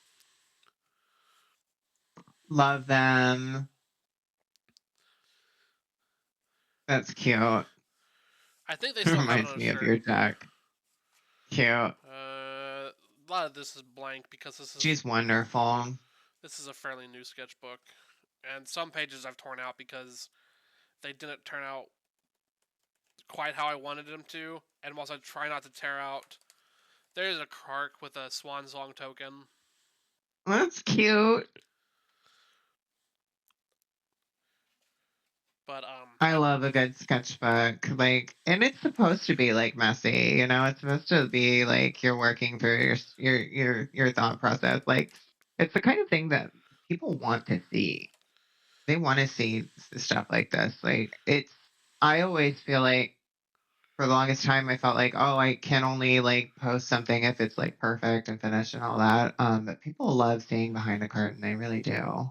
so here's a Just- doodle drawing I did for My Hands Are Blank and by Jacob Paris. That's so cute. They didn't tell Little me what robot they didn't friend. tell me what they're going to use it for. They just said, "Hey, could you draw this thing?" Yeah. Sure, no problem. So I did that, and then the rest of this is fairly empty. My main sketchbook is actually I need to get back to a blank page on this one. My main little sketchbook is this little booger, which I also use for paint testing. Yep. This one's filled with all sorts of stuff. Cool. So robots that I've drawn that are robots in cosplay. Is that Tiny Bones? It is Tiny Bones. I love that. He's got a wedding ring. And then not that one. This one's Niv There's a Mizzet. few okay. Live Mizzet Mecca. Cool. And then You should post that and tag Valerie Fatality. I did. There's a robot tossing loot. Oh, are you a Loot fan or a Loot critic? I am on a scale of 1 being hating loot, 5 being apathetic to loot, and 10 being really loving loot. I'm like a 6. Yeah, I'm kind of the same. Like I don't think he's particularly like controversial or weird, but I'm not like obsessed with him either. There's a robot cosplaying as Trunks from Dragon Ball. Oh. Dragon Ball, gosh. A robot squeeze that I really like. Oh, that's cute. I like his head, like the way that he did the ears and stuff on that. This is a cat Jetmir with a ball of elves that I did for Bugs Matrix. What's he doing to those elves? He's a cat. He Elf slander. does whatever he wants. There's another drawing of a There's gnome so I did. many. I don't know if you know, but I'm always talking about elves are my favorite Mm-hmm. creature type. And there's so many elf critics. People are like, "Oh, elf decks are so boring. They all do the same thing." And I'm like, No, they don't. Yes, they will always make a lot of mana, but they can do different things too." Yeah. So this is just another gnome I made. This piece is really cool. So this is the proof of concept for a artwork I did for Elder Protectors, which is a leather playmat company out of Mexico. Huh. So I made this Okay. proof of concept artwork, and then I made the final artwork, which I don't have near me. But what it turned into is this, which I haven't pulled out in a while. But A let me. leather playmat? It turned into a leather Oh, I'm playmat. excited. It's a little bit That's hard to so see that's on so cool. camera, but this is a one of a kind one because they only do it in like a tannish leather or a black leather. Mine's in red. Oh, cool. Oh, that's so cool. A leather playmat. I feel like people would love that.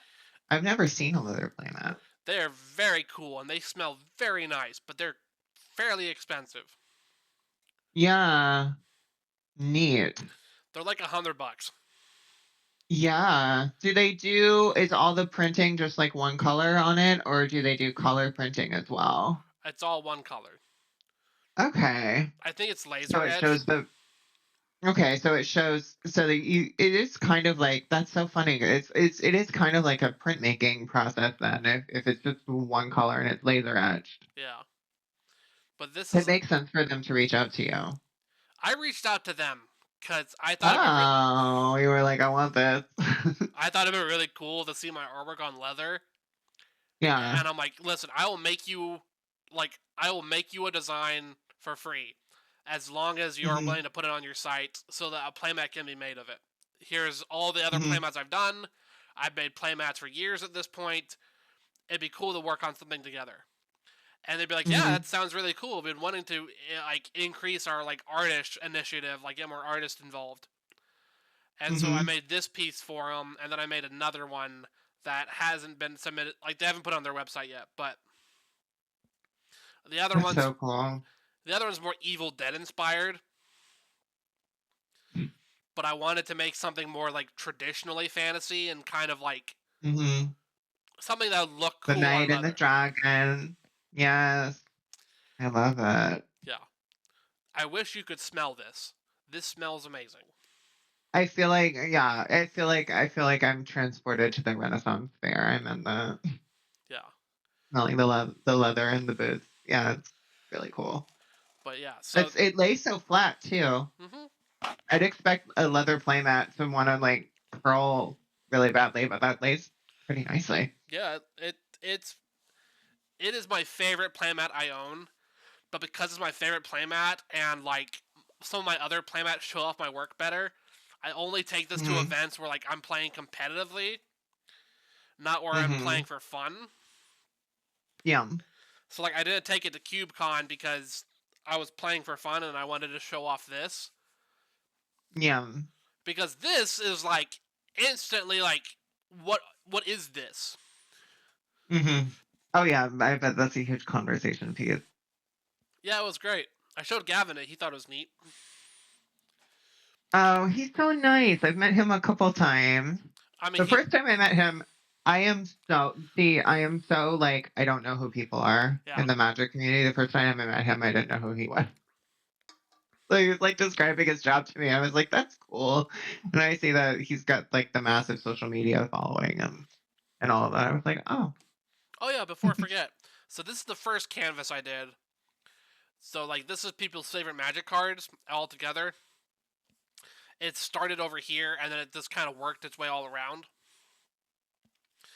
This is the second one I did, which is horror inspired. So it's everybody's favorite Mm-hmm. like horror magic cards. I see Ember Cool. The This, girl. yeah, this one turned out a little bit differently than I would have liked. I was trying to do a thing where it spiraled in on itself, but in spiraling in on itself, Um, it kind of got a little you bit. can. It got a little messy Are in the you? center. Yeah, you can see it a bit still. Is that Ashiok in the center? Ashiok's right there, and it says Dark Pact Yeah, I cosplay see the right there. base. Oh, that's cool. So I was actually thinking I want to do a little sketch of Ashiok with the smoke being trans colors. hell yeah. I need to do it. It's in my head. My most recent canvas project. So the special thing with the new one is people can pay me $10 for black and white, or $20 for Hmm. color. Hmm. So I'm trying to make more money, but also color would be a neat, interesting twist on it. Yeah. I'm going to add Alesha, Death Greeter's Champion, and Kiki Jiki, all with trans flags. Oh, I love that. Alesha, the OG, the girl. Yes. And then Death Greeter Champion is the trans man Yep. um, one. And then Kiki Jiki. And the Kiki and in Jiki's not the trans, but goblins are they're doing their own thing. They're not inhibited by the binary. Come on. my friend Mab uh, and I have a running joke that Kiki Jiki is trans praxis or trans culture. I I would like to hear that this conversation. That's it. I love Mav. She's lovely. I've met her a couple times. Through Onion Bug, I think. Yeah. Yeah. So I think the conversation started off. Yeah, Emrakul was Bones on the horror playmat, but with the Kiki Jiki and Mab thing, I think it started off with like trans girls playing Kiki Jiki combo in a lot of their CDH decks, Mm-hmm. which there was only like three of them, being Mab, um, oh, what's their current name? I know the person's not their dead name, but a name they used to have and changed it. Oh. Uh, There's a few girlies playing this combo. Um.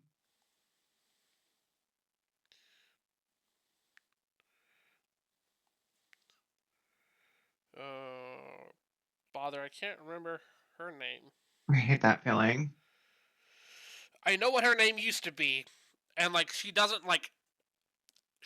distance herself from it, but like I don't want to say it. Yeah, yeah, it makes sense.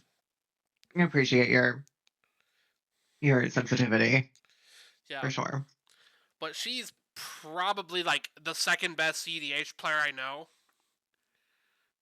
Mm-hmm. behind like Comedian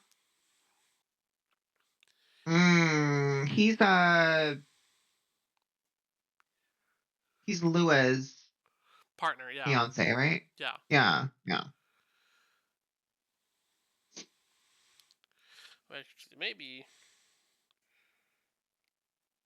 I can. Let me see.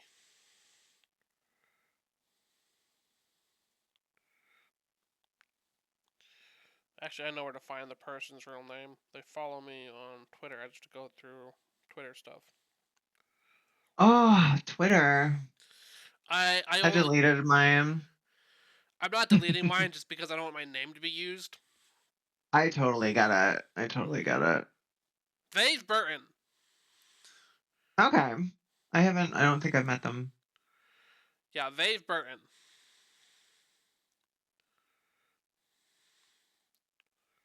Um, Vave doesn't do a whole lot. Or maybe it's Vive. It's hmm, Veive. Like Maeve with a V. So it's yeah, Vave. they've cute.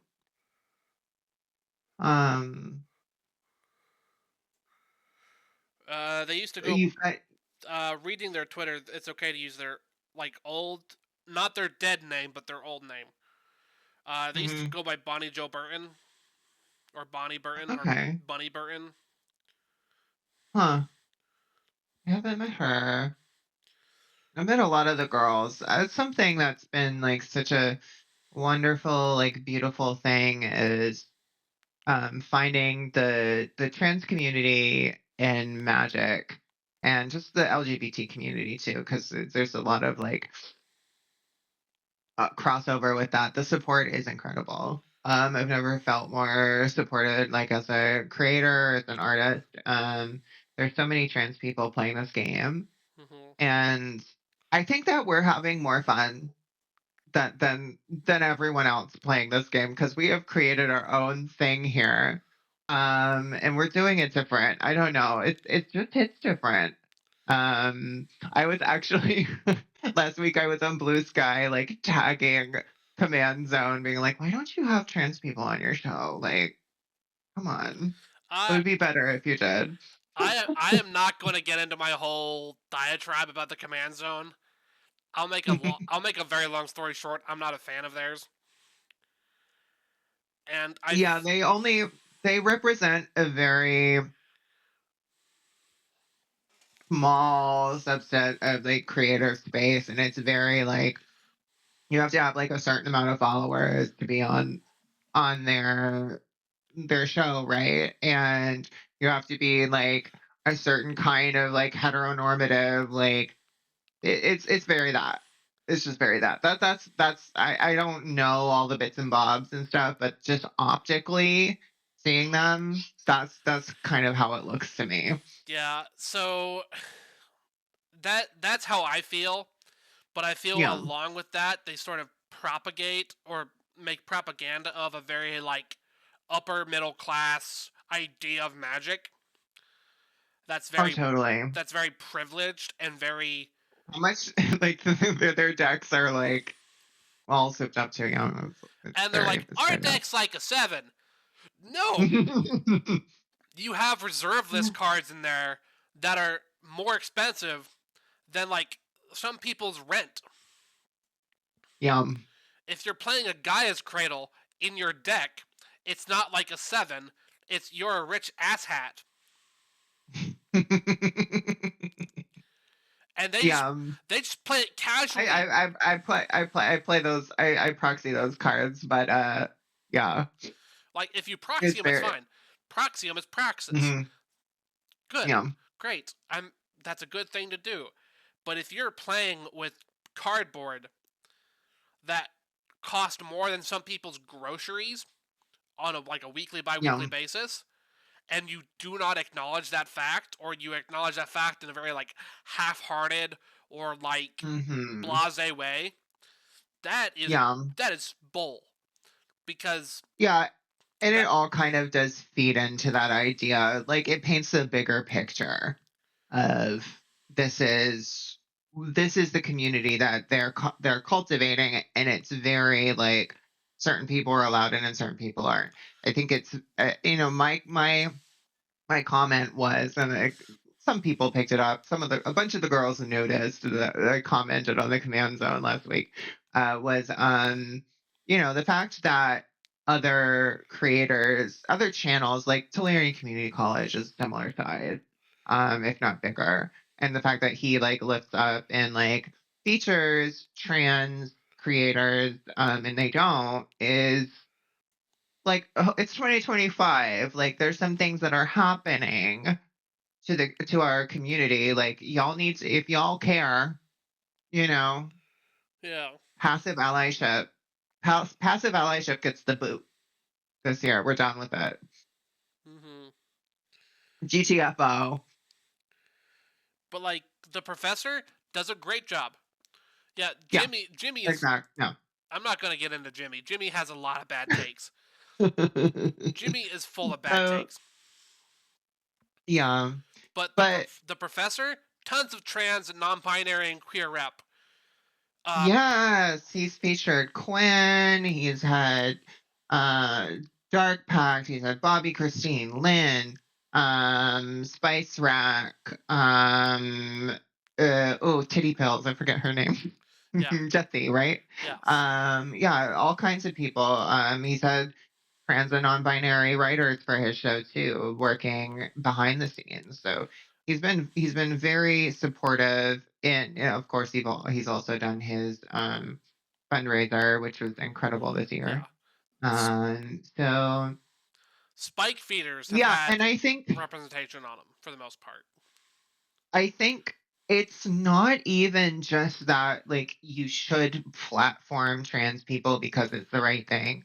Like, I'm over here saying, like, you should platform trans people because we are creating things that other people aren't. We're innovating things that other people aren't doing. The things that the kind of content we're creating, the kind of art that we're creating is different. It's fresh. It is a different point of view, and it makes the whole community so much more interesting. Um, so I'm not saying that they should just platform us because it's the right thing to do and it's altruistic. No, like it's actually pragmatic for you. It's a good move for you because we're incredible. Yeah, That's my soapbox. I fully agree. It's just one of those things where with uh the immense amount of other problems I have the command zone, it's one of those things where like representation matters, and even if you don't have the greatest representation, Mhm. any representation beyond um like upper middle class, this is what the ideal in quotation marks command group plays like sort of thing. Mhm. Any deviation from that normal is representation, at least positively. Mhm. Yeah. So like almost every other commander show has that representation. The command zone is the Mhm. exception. Yeah. Like Quest for the Jank Lord, a majority of their episodes is their main playgroup, but one of their main guys, I'm pretty sure, is a gay dude, and he makes that thing known. Mhm. And also, Quest for Yeah. the Jank Lord plays like budget magic, like almost like um back-breakingly budget magic. That's their whole shtick. It's great. Oh, that's cool. The Spike Feeders, fantastic friends of mine. They do all their stuff in Canada. It's hard to get to them, but they've had representation on. Um, Playing with Power, they don't make a whole lot of thing about their personalities, but Mhm. their play group historically has been fairly diverse. Yeah.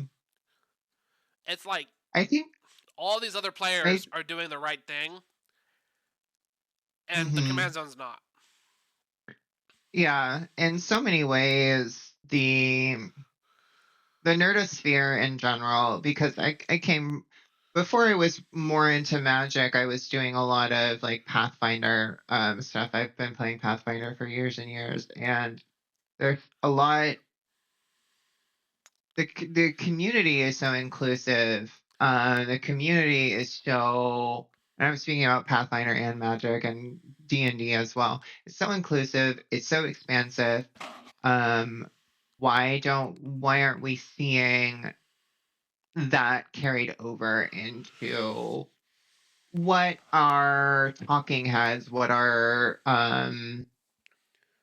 content creators and at the upper echelons of that? Why aren't we seeing that everywhere? And most people are. Most people got the memo that hey, queer people and minorities in general, like diversity is good. It makes the storytelling better. Um, so Yeah, I think there's a lot of things that we're doing right, and a lot of things that I'd like to see like Command Zone do better. Because I feel like Command Zone is the like it's it's like what Magic on cable would look like. It yeah. has that kind of reputation. And it would be nice to see them do better. I'd like to see that happen. But even if they don't, like, we've built our own things here, and I think the magic community has done such an amazing job showing up for that. Um, Kona that's Denoda been says in amazing for chat me. that Command Zone is a very Hollywoodified version of Magic, and Yeah, it's like what I said, that it would be like the commander on cable kind of like idea. Yeah, yeah.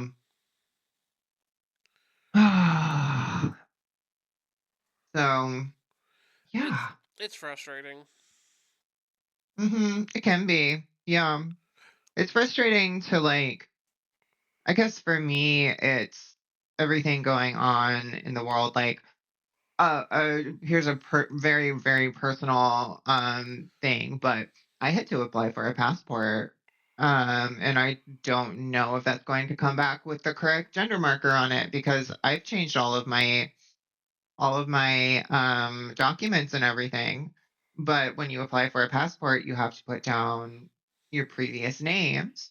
So I had to put down my dead name on there, and I don't know if they're just going to see that and be like, "Hey, you get an M," even though your birth certificate and everything else says otherwise. So I'm kind of sitting on that.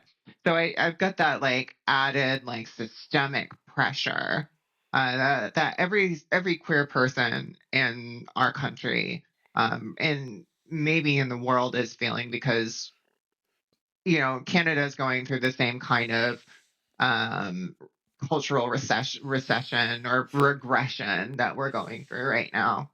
In a lot of places, the UK is having the same thing happen as well. So the systemic pressure trickles down, and then I look at my little corner of the internet where I make art and I create, and I see people just not like showing up for us, right? And I'm just like, you need to do that now, please. Now more than But ever. then I see people who do show up for us, like the professor raising $500,000 for Trans Lifeline is incredible, and he's been doing that and seeing people speak up. And there are people in the upper echelons, or not upper echelons. I don't like to stratify it that way, but like there's people in magic who do genuinely care. Like I can tell you, when I had a portfolio review in Vegas with Ovidio Cartagena, and talking to him about diversity in storytelling was incredible.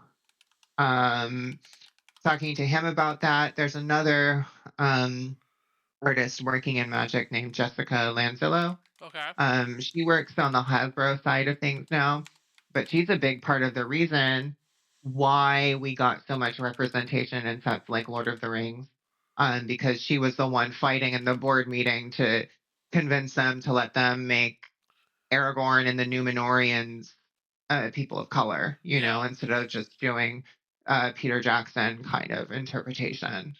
Um, and to hear them talk about diversity in storytelling and what it means to them. It's not just like they're ticking off a quota. No, they genuinely do care. So there are people in these rooms who are fighting for us, and I was telling Jessica, because when I met her, she was just tired. She's working at the corporate level, she's working on the Hasbro level, and we know that they just want to make money, right? Yeah. Um, and she's really the voice in the room saying, "Hey, the story actually matters. The brand integrity actually matters, and um, this is what our brand wants to do." She's the one advocating for that, and I was telling her, all of us in this room, like we're the people that you're fighting for, in that situation. Um, and it's cool to see that there are people making decisions about this game, about our art, about this little like corner of the world that we decided to set up in, to exist in, because there's a community here for us. It's nice to see that there's people at every level that do see it. And I truly do believe that like we just need to show up. That's what I'm trying to do right now. Like I might not have a new art piece this week or next week or maybe even the next week after. I don't know how long this little ferry I've got pulled up is going to take me, but I'm just showing up. Yeah, like, with what I'm doing today, with what I'm doing on Blue Sky and stuff, like I'm just here. And we just need to keep being here. That feels important to me right now. That feels like I think I mentioned earlier that idea of I have this idea that being a trans person online and in the media, that there's a part of being visible that is being of service, not just for myself, but for others as well. Um, and I really do believe that it's important to just show up, It's im- because people watch and people notice, and it is important. it's important to keep going on and keep moving. Yeah. And that kind of leads into my next question is like what are some tips you have for artwork and doing artwork? You've mentioned some of it, Oh gosh. but also like it can follow into what are some tips you have for just continuing on. Okay. So speaking to other artists, other creatives, and this can flow into, I don't know what y'all in chat or listeners create. Obviously I'm a visual artist. I create narrative storytelling paintings. Um but I think in general it's really important to find a way to create that is joyful, to find space for play in your creativity. For me, that looks like a sketchbook, like this guy right here. These pieces, I make these for myself. These are not things that I am trying to sell. Particularly, sometimes they can turn into something. But this is just for me. This is my little spot to play, to do things that might not come out to be the most beautiful piece of art that I've ever created. I'm just being experimental.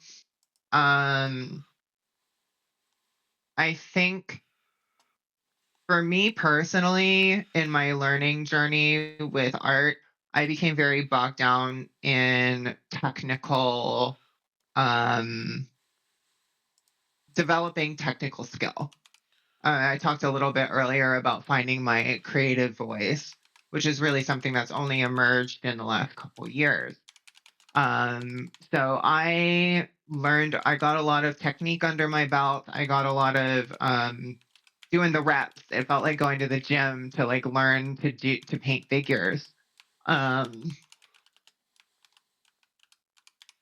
and that served me in a lot of ways, but I think I wouldn't have felt so burnt out like a year and a half ago if I had remembered to just keep finding the joy. Yeah. Um, some days some days I have to just get up and make the art, and I find the joy like through doing it, because there is a habitual component here, right? Yeah. Um, some days we don't feel inspired to I create, but I I definitely feel that. find I do find that through the practice of making it. I know that that's waiting for me there if I can just sit down in the chair and make something.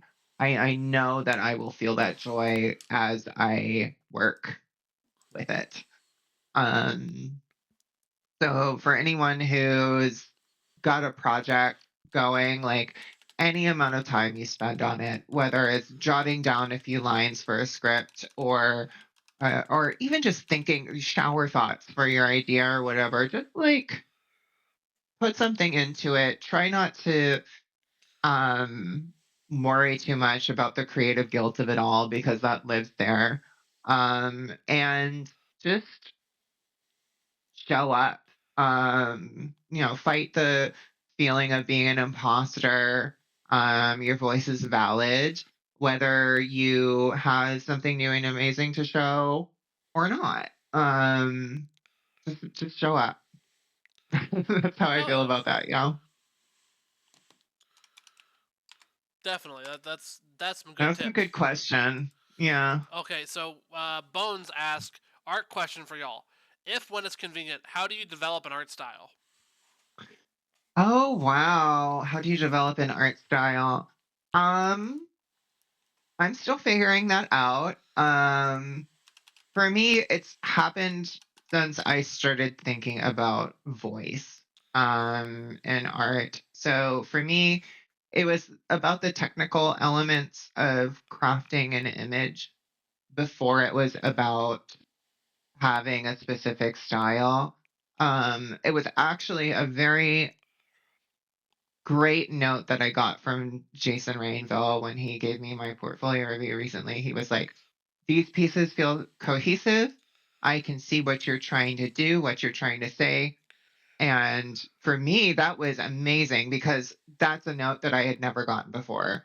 When I even just a couple years ago, when I spoke to a video Cartagena, he was saying, "I can't really tell what kind of art you want to be making." Mm-hmm. And I think the centerpiece of my portfolio at that time was my angel token, which still have I still have it pulled up here. It was this piece.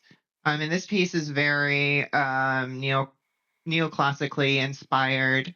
Um and I was thinking a lot about like Magali Villeneuve and how she paints fabric when I did it. And I was just wanting to create something that was in the vein of imaginative realism. And this color palette isn't really where I am now. I love this piece. It's beautiful.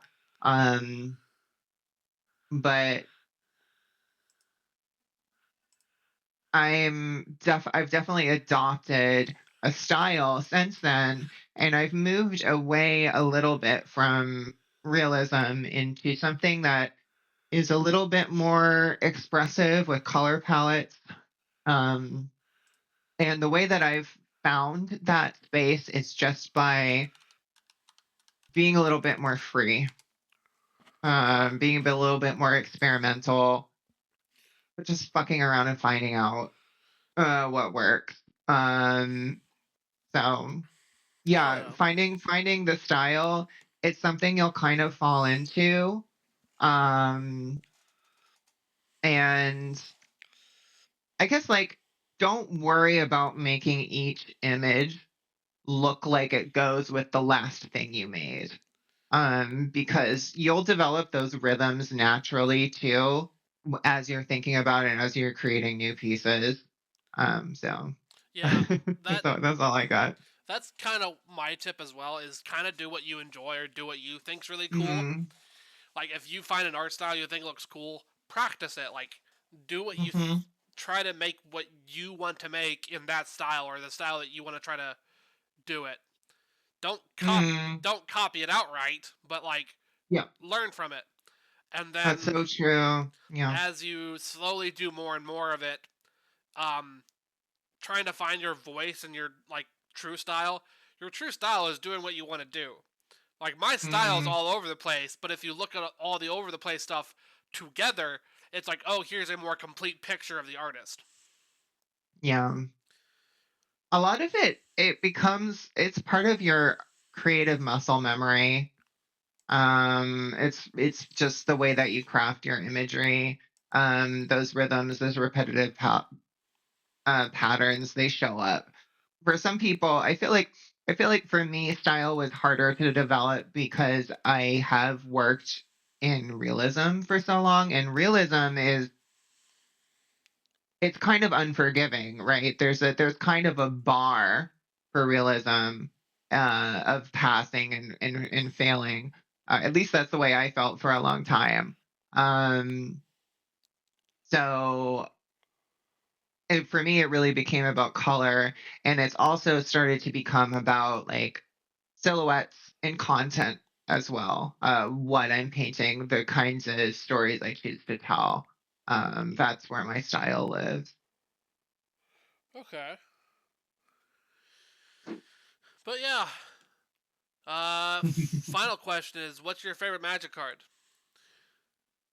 Oh, such an easy question. My favorite magic card is Priest of Titania because I'm an elf girl. Rebecca Gay is incredible. I don't know if y'all follow her, keep up with her, but she actually just had a solo show, Oh, not cool. magic or not magic related, just like her work, and you get to see like what the kinds of things she paints when she's not painting magic art. And she's incredible. She did a portrait of her daughter, who's also non-binary, for the show that just came out. Absolutely beautiful. Her art is very queer, it's very rococo, it's very decorative. It's so inherently feminine in such a powerful way. It really, really speaks to me. Um yeah, Priest of Titania for being a very strong elf card and also being done by an incredible artist. I'll give you a bonus one too, and it's a two-parter because I have to show my tattoo. I have a tattoo of Ashiok Nightmare Weaver Oh, damn, on that's my cool. shoulder. So Ashiok has always been my favorite magic character. Um, I saw this card probably around 2013, sitting in a glass case at a magic shop. And it's the card that got me into magic because I was like, who is this non binary creature? I've never seen a queer character represented like this. And I got so into Carla Ortiz's art. She's the woman who did Ashiok Nightmare Weaver, and I still feel like she understood the character better than anyone else who has represented Ashiok since then. And it was the first Ashiok card. So yeah, she is incredible. Carla Ortiz has gone on to work on some of my favorite IPs in the fantasy army. She's worked for the MCU. She designed Doctor Strange's costume. She has worked on Star Wars. She doesn't really do magic anymore. Um, but her work for magic has been incredible. And just I mean, Ashiok, as problematic as they are because they're queer coded as hell. They are the stereotypical evil non-binary villain, right? Um, but I grew up loving those kinds of characters. I've got Maleficent behind me here. Yeah. My favorite Disney character. I think a lot of us in the LGBT community love the bad guys because they're so fabulous, you know? Except for Judge Frollo. Judge Frollo is the worst. Oh my god, yes. So, probably Although I do like his song, his Hellfire. Ooh, his good song is song. fantastic. But it it's one of those things where it's like, if God doesn't let me rape this woman, I'm going to kill her. I know. It's so dark. And the fact that Disney did the Hunchback. I mean, they did change the ending, of course, but Yeah. But the fact that it's still super dark despite the changed ending. yeah, yeah, Hellfire. That's such a creepy song. I love listening to that soundtrack. Anyway, so our last question before we wrap it up is, how do y'all find the time to do art? How did you find your way into creatorship? Hmm. Would love to get better at it, but I work a full time job and it's hard to indulge creativity. Hmm. I think it's hard. Well, for me, I find the time to make art because I am very blessed to have a life where I don't have a full-time job. So I am able to create art. So don't look at, and my output isn't amazing. I think I created like maybe 6 paintings last year, and some of them are like little tiny paintings that were like on little cards and in my sketchbook and stuff. Um, so it's hard to find the time. Don't feel bad when you can't find the time. Um, I think I think for me, I have to intentionally tell myself to like slow down and be in the moment to create art. I'm a huge gamer. I'm also a terminally online core person. And those things, like, there's always another distraction. There's always another thing, another activity to do that might maybe gives me a more immediate little serotonin fix, right? Um, but creating art is a different kind of, it's almost like wellness for me. It's almost like a quiet, still space to go to. So I just encourage anyone, like, if you want to make art, just like think of it as something you're doing for your soul, like something that you do for wellness. And give yourself that time, even if it's just like on a napkin or in your little sketchbook. Find a way to play with it. It can be Zentangle. You can just doodle. Um, that's really it doesn't have to be a whole production. It can just be like a quiet moment. It can be 15 minutes. Hmm. Yeah. Yeah, that's probably the advice I'd give. And then, yes, Judge Dredd is probably the most evil villain. Have you all heard the musical adaptations of the soundtrack? I have not heard the musical adaptations of The Hunchback of Notre Dame, but I have 100%, I'm sure they're good. I don't. yeah. I like musicals. I just don't listen to them a whole lot. Yeah, I love listening to musicals and I love listening to Disney music. So I've listened to that soundtrack a few times and it's very good. And they gave it's interesting the way that they did the show was Quasimodo is narrating, but Quasimodo's inner voice doesn't sound like how he sounds to other people. So like when he sings his songs, like the same songs from the movie are in the musical, Uh huh.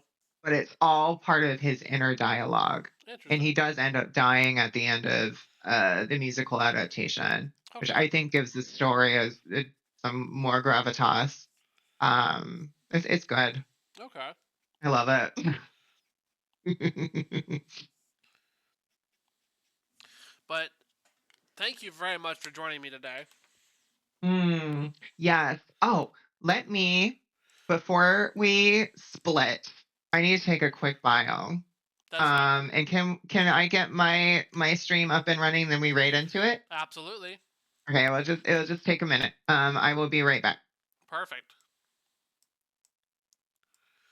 So thank you everyone for joining me today. I really appreciate it.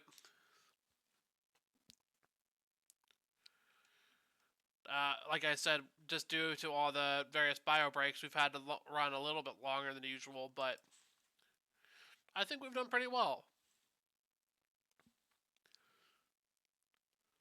So thank you, everyone. Uh, Make sure to like and subscribe if you're on YouTube. Let me make sure to like and subscribe if you're on YouTube. Make sure to share various posts that I've done with your friends and all that. Make sure people see it because that's what really matters to us as artists. Is just the more people see our artwork,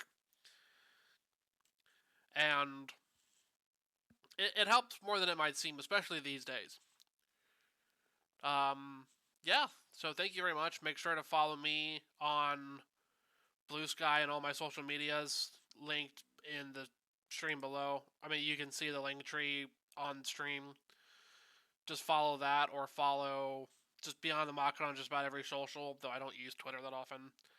And make sure to follow Jordan on her stuff, which I'm pulling up now.